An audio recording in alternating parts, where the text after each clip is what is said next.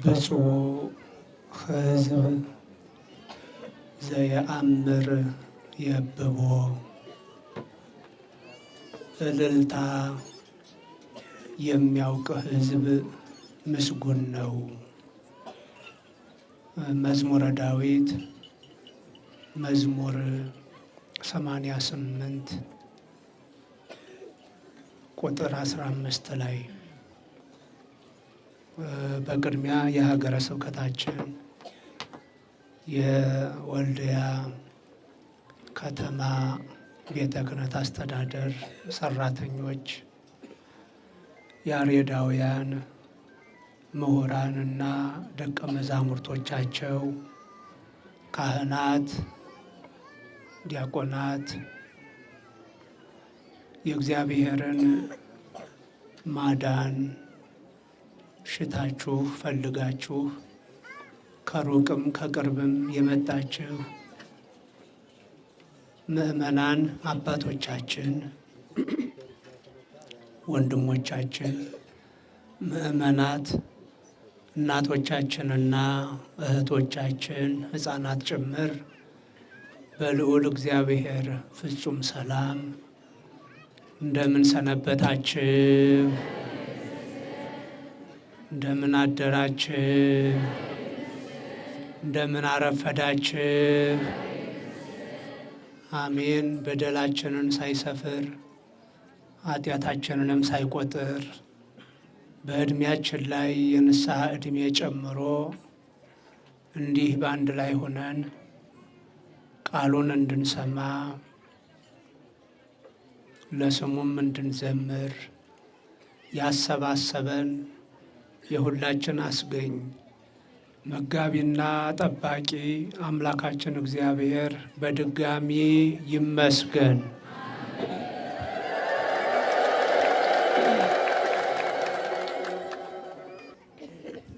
ብፁዕ ሕዝብ ዘየአምር የብቦ እልልታ የሚያውቅ ሕዝብ ምስጉን ነው። እስቲ ቃሉን በሉት። እልልታ የሚያውቅ ሕዝብ ምስጉን ነው።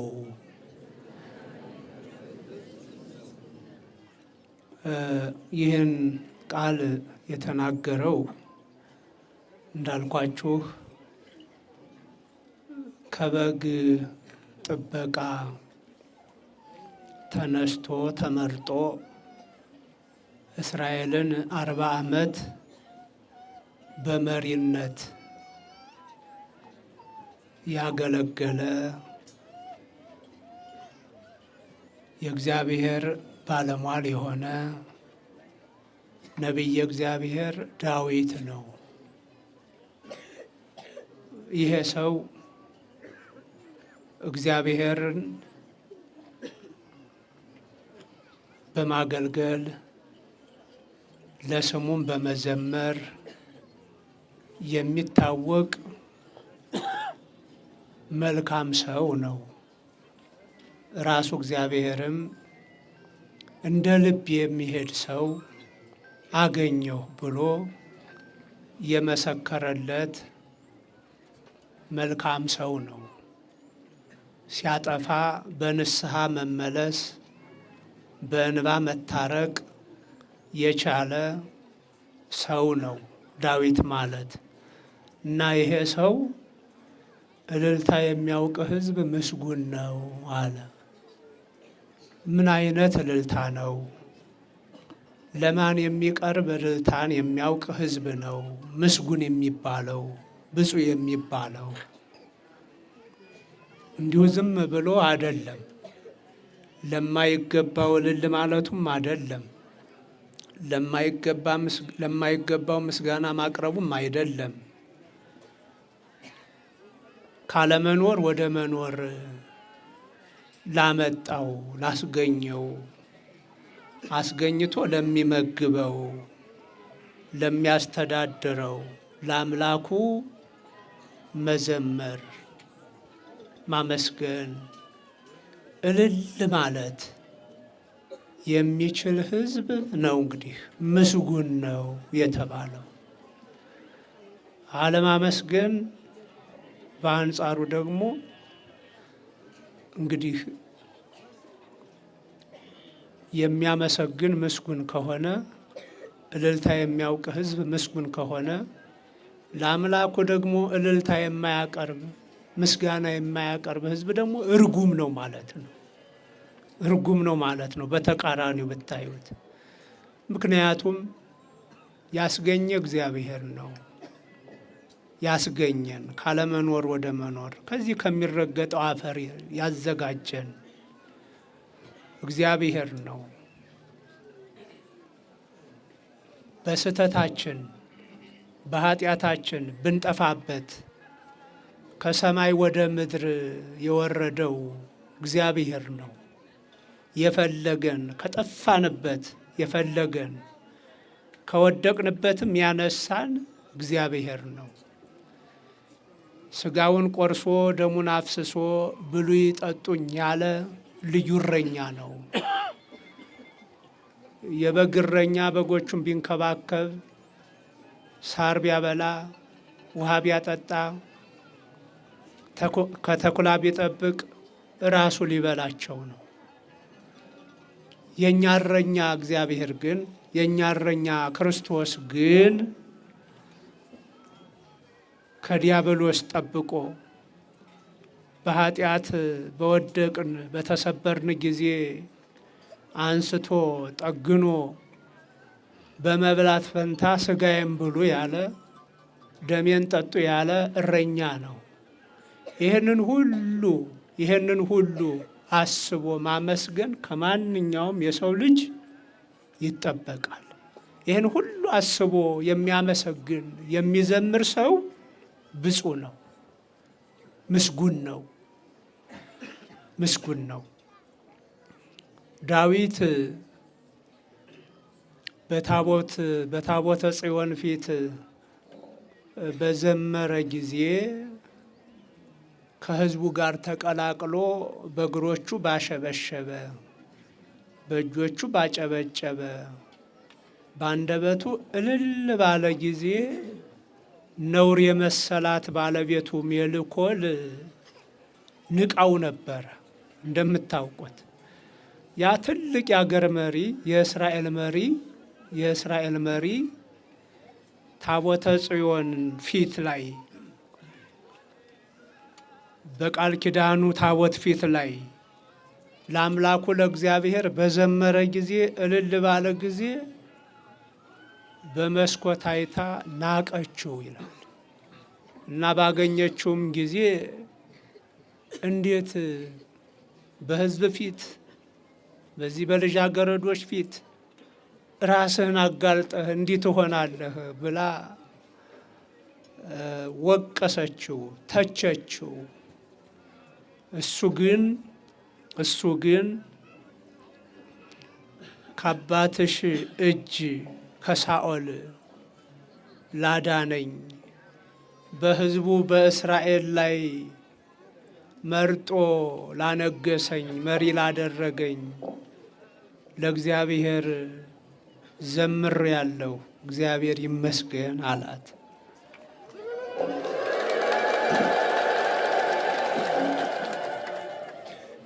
አልገባትም እንጂ አባቷ ስንት ጊዜ ሊገድለው ፈልጎ እንደነበረ ይታወቃል።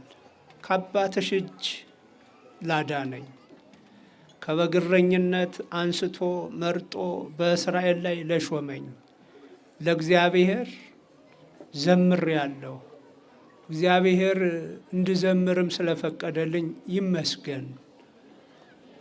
እዘፍንህ እንደገናም ደግሞ በቀጣይ ዘመኔም ሁሉ እዘምራለሁ ለእግዚአብሔር አለ ነው የሚለን። ይሄ ሰው ነው እንግዲህ ዘምሮ የመዘመርን የማመስገንን ውጤት የተረዳው ሰው ምስጋና እልልታ የሚያውቅ ሕዝብ ምስጉን ነው ያለን እና ይሄን ማንሳት የፈለግኩት እንድንበረታ ነው። እግዚአብሔርን አመስጋኞች እንድንሆን ነው። በእንዲህ አይነት ሰዓትም ይሆን በማንኛውም ሰዓት ያዋለን ያሳደረን ከሞት ጋር እየተጋፋን ነው ያለ ነው። ጠብቆ ይችን ሰዓት የሰጠን እሱ ስለሆነ ማመስገን ይገባናል። ምእመናን አመስጋኞች እንሆን፣ አጉረምራሚዎች አንሆን። ከቀማን ይልቅ የሰጠን ይበልጣል፣ ካጣነው ይልቅ ያገኘነው ይበልጣል ብንቆጥረው። አካል ዘየአክልን ሙሉ ሰውነትን ሰጥቶ ጤናን ሰጥቶ ይኸው ከዚህ አድርሶናል። አመስጋኝ መሆን ይገባል እና ታቦት ወጥቶ በተለይ ዑደት በሚደረግበት ጊዜ የማይዘምር ሰው ሊቆም አይገባም፣ ሊኖር አይገባም። ምእመናን የማይዘምር ሰው የማያመሰግን ሰው ሊኖር አይገባም። በእጆቻችሁ አጨብጭቡ፣ በአንደበታችሁ እልል በሉ፣ በእግራችሁም አሸብሽቡ። ይሄ የሚገባ ነው። መገዛት ነው፣ ለእግዚአብሔር የመገዛት ምልክት ነው። ውለታ ቢስ አለመሆን ነው። አለማመስገን ውለታ ቢስ መሆን ነው። ስለዚህ ታቦት በሚወጣ ጊዜ አንዳንዶቻችሁ ታዛቢዎች መስላችሁ፣ የሌላ እምነት ተከታዮች መስላችሁ ዝም ብላችሁ ጥግ ይዛችሁ ቁማችሁ አያችኋለሁ። አይደረግም እኮ ምእመናን። ምን ልናደርግ መተን? ሁላችንም ንጉሱን ልናከብር ነው። የንጉሱ ባሮች ነን። እልል ብለን ስላደረገልን ሁሉ ልናመሰግነው አይደል ምእመናን? ለሌላ እኮ አልወጣንም። የሚያመሰግኑ ሌሎች የምንታዘብ እኛ እኮ አይደለንም። ሁላችን ልናመሰግን ነው እና ታቦት በወጣ ጊዜ ዑደት በሚደረግ ጊዜ እማታጨበጭቡ ሰዎች አትኑሩ፣ እማትዘምሩ ሰዎች አትኑሩ፣ እልል የማትሉ ሰዎች አትኑሩ። ሁላችሁም እግዚአብሔርን አመስግኑ፣ አመስጋኝ ሁኑ። እንደው ከዚሁ ጋራ በጣም ልናርመውም የሚገባን አሁን መቼም እንደምታውቁት ሞባይል ያልያዘ የለም። አሁን ከመካከላችን እንደው ሞባይል ያልያዘ እጁን አውጣ ብል እጁን የሚያወጣ የለም። ሁሉም ሞባይል አለው አይደለም? አይደል ምእመናን? ሁላችንም ሞባይል ይዘናል እና እየታዘብኩ ያለሁት እናንተም ሁላችሁም እየታዘባችሁ ያላችሁት ሁሉም ካሜራማን ሆነ። ታቦት ሲወጣ፣ ዑደት ሲደረግ፣ ቅዳሴ ሲቀደስ፣ ሲዘመር ከመዘመር ይልቅ ከማጨብጨብ ይልቅ ፎቶ አንሺ ሆነ ሁሉ፣ ቪዲዮ ቀራጭ ሆነ ሁሉ። እረ ይሄ ነገር ወደየት እየወሰደን ነው ምእመናን? አይገርማችሁም? ልክ ነን ብላችሁ ነው? ተው፣ ልብ ብላችሁ እስኪዩ። ሁሉም ከማጨብጨብ ይልቅ ሞባይላችን የያዛትን ሞባይል ይዞ በቃ ይቀርጻል፣ ፎቶ ያነሳል። ይሄ አይገባም። እነማንን ልናነሳ ነው እኛ? እነማን ሲዘምሩ እኛ አንሽ ልንሆን ነው? ሁላችንም ካሜራማኖች ከሆኑ ይሄ በጣም ሊታረም ይገባል። ቤተሰቦቻችን ልባችን ላይ ነው መቅረጽ። ፎቶ ማንሳት ያለብን በአእምሯችን ነው። የእግዚአብሔርን ውለታ የእግዚአብሔርን ድንቅ ስራ እያሰብን ዝማሬውን ምስጋናውን በአእምሯችን ላይ ነው መሳል ያለብን መቅረጽ ያለብን እና ይሄ በጣም በጣም እያበላሸን ነው። አባቶች፣ እናቶች፣ በተለይም ወጣቶች ልጆቻችን ፎቶ ልታነሱ ሳይሆን ልትዘምሩ ነው የመጣችሁት።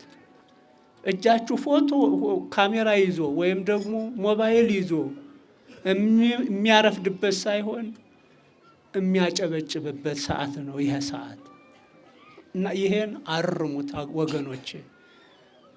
በኃጢአታችን ያልቀሰፈን ያላጠፋን እግዚአብሔርን በፍቅር ሁነን ማመስገን ነው የሚጠበቅብንና ይሄን ቀንሱት ለማለት ነው።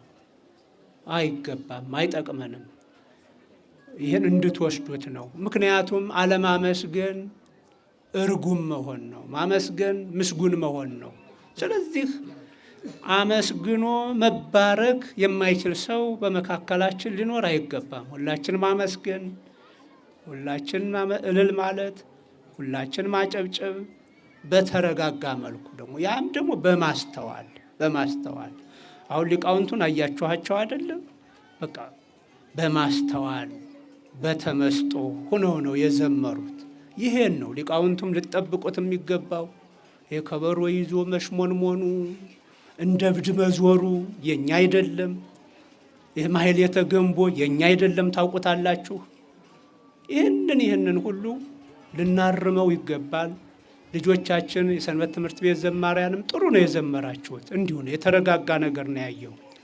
በተለይ ማይክ የሚይዘው ዝም ብሎ ድርቅ ይላል። በቃ እሱ ዝም ብሎ መጮሁን ነው እንጂ ተመስጦ የለውም። እያደነቆረን እንደሆነም አይገባውም። አስተውሎ ለዛ ኑሮት ነው መናገርም መዘመርም ያለብን እና ይሄ እንዲቀጥል ነው። እንግዲህ በዚሁ ያው የምስጋና ወቅት ነው፣ የበዓላት ወቅት ነው ስንል የምስጋና ወቅት ነው። አሁን ከፊታችን እንግዲህ ጥምቀትን እናከብራለን። ጥምቀትን እናከብራለን። ስናከብር አለባበሳችን፣ አረማመዳችን፣ አዘማመራችን ኦርቶዶክሳዊ ለዛ ያለው ትውፊት ያለው እንዲሆን አደራ እላችኋለሁ። አሁን እንደ ከተማችን 8 ዓመት የሚቆይ ፕሮጀክት ነው የያዝነው። በዚህ በጥምቀት በዓል አከባበር ላይ ምን እየሰራን ነው? 8 ዓመት ሙሉ ብትሉ ሰርጎ ገቡን፣ አለባበሱ እኛንም አይወክለንን፣ ጭፈራውን፣ ግጥሙን አሁን ቅድም ውልውላ ላይ ደጅህ ይሄ ነው እኮ መዝሙር የሚባለው። ግን ከዚህ ውጭ አንዱን መርገም አንዱን ማመስገን ለእግዚአብሔር ልናመሰግን መተን አልባሌ ነገር ስንገጥም እንውላለን። የጥምቀት የንጉሱ የክርስቶስ በዓል ጊዜ ይሄን ለማረም ነው። አሁን በዚህ በ8 ዓመት ሙሉ አለባበሳችን መልክ ይዞ፣ ዝማሪያችን መልክ ይዞ፣ እንቅስቃሴያችን መልክ ይዞ ፍጹም የኢትዮጵያ ኦርቶዶክስ ተዋሕዶ ቤተ ክርስቲያን ምስጋና የመላእክትን ምስጋና ብቻ እንዲመስል ለማድረግ ነው የ8 ዓመት ፕሮጀክት ያዝን የምንለው። ስለዚህ እንደ ታቦት ማደሪያው የምናስተካክላቸውን ነገሮች እያስተካከልን ነው፣ ምቹ እንዲሆኑ። ጸበል ስትረጩ መልክ እንዲኖረው አውደ ምሕረቱ ላይ የሚስተላለፈው መልእክት ለሁላችሁም እንዲዳረስ ይህ ዘመኑን ቴክኖሎጂ ተጠቅመን እያስተካከልን ነው። እናንተ ደግሞ ባለባበሳችሁ ነጭ ለብሳችሁ ነጠላችሁን አጣጥላችሁ እንድትወጡ፣ ወንዶችም ሴቶች ራቁታችሁን የምትወጡበት አይደለም። ሎሚ የምትወራወሩበትም ቀን አይደለም። ይሄ መጥፎ ባህል ገብቶብን ነው፣ መጥፎ ልማድ ገብቶብን ነው። እንደ ድንቅ ነገር አትዩት። እና ዝማሪያችሁም ቅድም እንደዛ ነው። ውልውላ ላይ ደጅህ ይሄ ማለት እኮ ነቢየ እግዚአብሔር ዳዊት አተሳልክ ጎለ እግዚአብሔር ወኪያ አሐስስ ከመህድር ቤት ወለ እግዚአብሔር ለነዋ መዋል ማለቱ እኮ ነው። እኔ እግዚአብሔርን አንዲት ነገር ለመንኩት ወኪያ አሐስስ እንደው እሷን በጣም እፈልጋለሁ እንዲሰጠኝ እሻታለሁ፣ ያን ለረጅም ዘመን በቤቱ እንድኖር አለ። ይቺ የምፈልጋት ነገር ለረጅም ዘመን በቤቱ እንድኖር። አሁን እናቶቻችን ቅድም ሰምታችኋቸው ከሆነ ውልውላ ላይ ደጅህ ሲሉ ምን ማለታቸው ነው? እንዴት ቤተ እግዚአብሔርን እንደፈለጉት ማሳያ ነው። በእግዚአብሔር ቤት መኖርን እንዴት እንደወደዱት ማሳያ ነው። እንዲህና እንዲህ አይነቱ ነው መዝሙር የሚባለው። ምሁራኑ ያሬዳውያኑ ምሁራን በግዕዝ ቋንቋ በተለካ ዜማ በግዕዝ ቋንቋ ይዘምራሉ፣ በያሬዳዊ ዜማ። እናቶቻችን ደግሞ እንደዚህ አይነት ውልውላ ላይ ደጅህ የምሕረት ቤትህ ናፈቀኝ፣ በዚህ በምሕረት ቤትህ በአውደ ምሕረት አኑረኝ። እንዲህ አይነት ድባብ ያለው መንፈስ ያለው መዝሙር ነው መዘመር ያለብንና በዚህ መልኩ ጥምቀትን ተዘጋጅተን እንድናከብር በተለይም ወጣቶች ጠብቁ። አንዳንድ ያላስተማርናቸው ያላገለገልናቸው ልጆቻችን ይጠጣሉ፣ ይወጣሉ፣ ይጠጣሉ፣ ይጨፍራሉ። በመጠጥ ኃይል ነው። ይሄ በተደረገልን ነገር ተመስጠው አይደለም። እንዲህ አይነቶቹን ወጣቶች አሁን እንዲህ ቤተ ክርስቲያን ቀርባችሁ የምትሰሙ ልጆች፣ የምትማሩ ልጆች ተው በሏቸው፣ ተቆጣጠሯቸው። አንፈርድባቸውም፣ ስላላስተማርናቸው ነው። ጥምቀት ምንድን ነው? ምን የሆንበት ቀን ነው? ቃና ዘገሊላ ምን የሆነበት ቀን ነው ብለን ስላላስተማርናቸው የጭፈራ ቀን ይመስላቸዋል። የጭፈራ ቀን ዝም ብሎ ይመስላቸዋል። በመጠጥ ኃይል የሚያብዱበት ቀን ይመስላቸዋል። ይሄ ከኛ አለማስተማር የጎደለ የመጣ ችግር ስለሆነ አስተምሯቸው። በመጠጥ ኃይል እኛ ብንጨፍር ብንዘል እንደክም ይሆናል እንጂ ምንም አይመዘገብልንም። ከእንዲህ አይነት የጸዳ አገልግሎት እንድንሰጥ ሁላችሁም እንድታስቡበት ነው። እሺ፣ እግዚአብሔር እሺ ይበላችሁ።